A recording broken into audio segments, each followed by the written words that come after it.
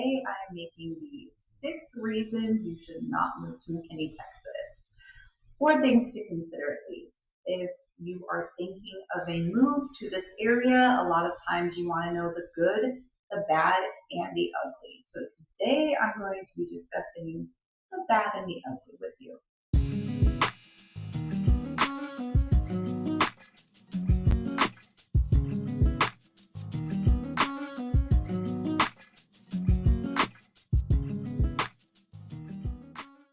All right, so let's start with number 1. And as a transplant myself, I moved here from Colorado 19 years ago. And I think one of the things that scares the most people or causes some level of concern is our property taxes. Now, this is going to be something that affects your monthly mortgage payment depending on what it is.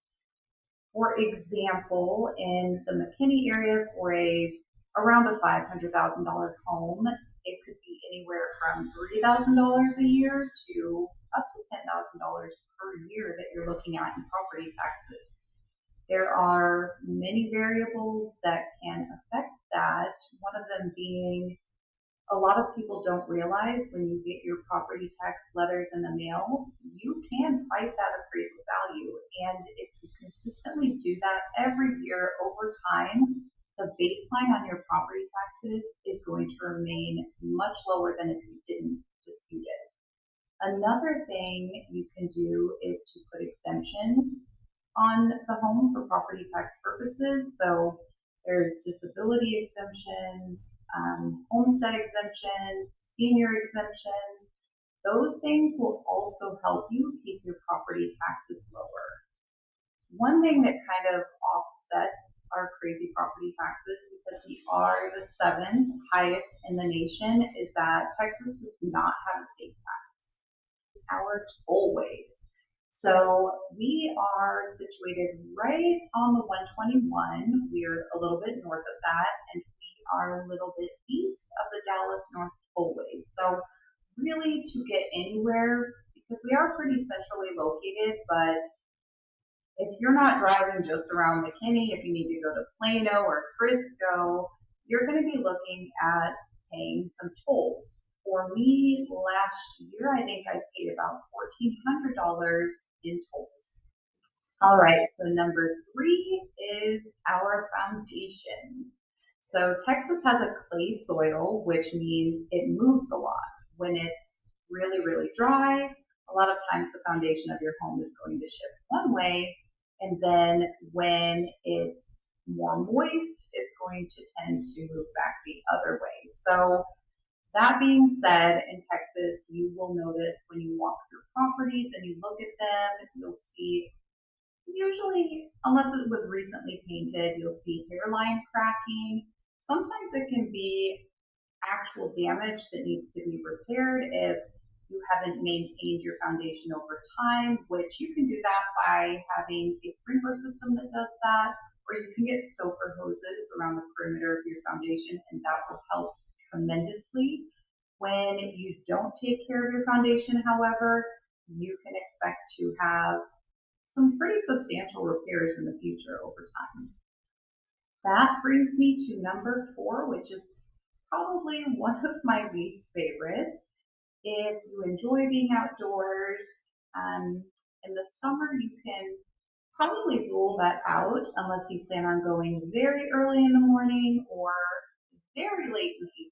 I mean like 11 p.m. late, because Texas has been extremely hot these past few years.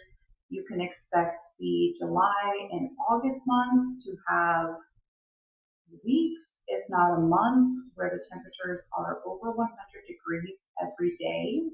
So if you're not a fan of the super hot weather, you should not move to Texas, because really it's a polarizing experience. The past 3 years with our weather, in the winter it has been extremely cold. Our homes were not built for this type of weather, and so like the plumbing and things like that have not been insulated well to sustain that type of cold. And so I'm sure you've maybe seen on the news the past 2 years, we've had major freezes and it destroyed a lot of people's properties because the pipes would all freeze up. They were not insulated properly. And then when the weather got a little bit better, it was a nightmare situation. People's ceilings were caving in and yeah, so it is truly a polarizing experience with our weather.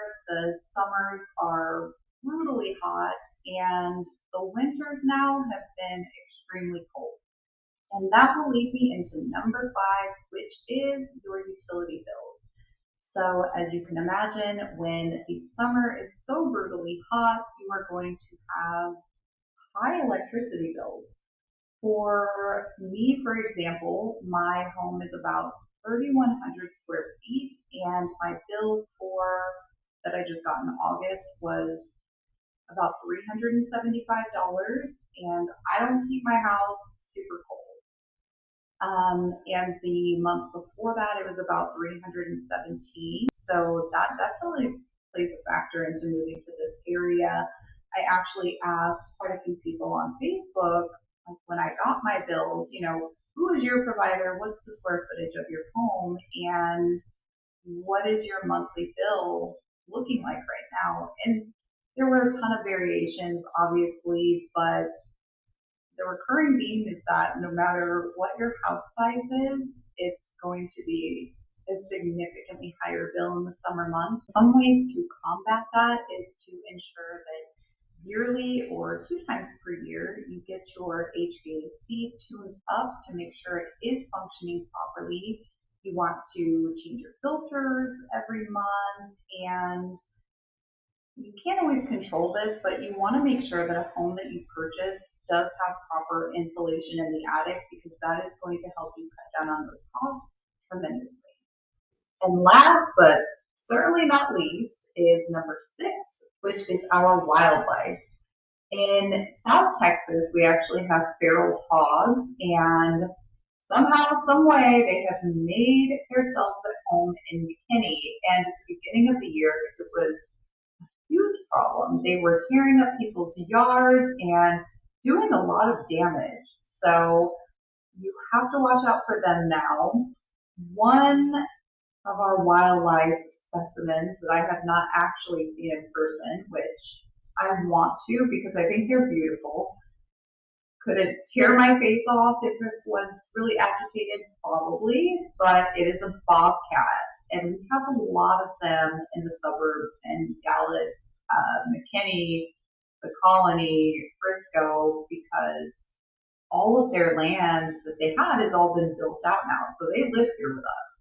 And the only precaution I'll say is if you do have a small dog, even a medium-sized dog, if you have cats that go indoor and outdoor, you will want to take extra precaution. We also have coyotes, and one of my least favorites that me and my daughter just saw when we were walking out on the creek here are snakes. And the one that we saw was a water moccasin. They're terrifying, but yeah, there's definitely some wildlife to watch out for if you consider moving to this area. All right, so that concludes the 6 reasons you should maybe not move to McKinney, Texas. I will also make a video of the pros of living in McKinney. I promise you there are a lot of them. So stay tuned for that. Like and subscribe if you've enjoyed this video so you can get more information about moving to the area. Bye guys.